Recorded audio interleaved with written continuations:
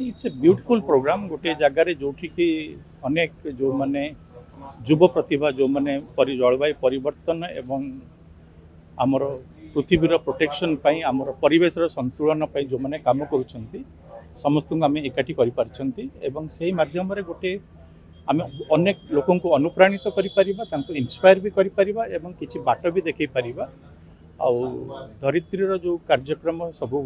प्रशंसनीय they do lot of creative work and specially ये प्रकार जो प्लेटफॉर्म रे युव प्रतिभा मान एकाठी करवा पुरस्कृत करवा से कार्यक्रम को आगू बढ़ेगा भावुची ये कम आहरी आगू को बढ़िया दरकार there is a saying that we have not inherited this planet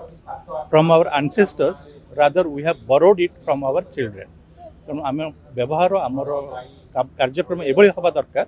जे आम भविष्य गोटे संतुलित परिवेश आम छाड़ी जावा उचित this would inspire a lot of people and besides मु जोटा भी कहली एबी भी शेयर कली जे वन टाइम इवेंट सहित गोटे बिग इवेंट रे आम मोटिवेट करती एवं ता परे परे जदि आम धरित्री रे जदि बारंबार से विषय लेखा बाहर एवं से प्रकार लिटरेचर जदि आम क्रिएट करिपरिबा ताहले बोध हुए ताकू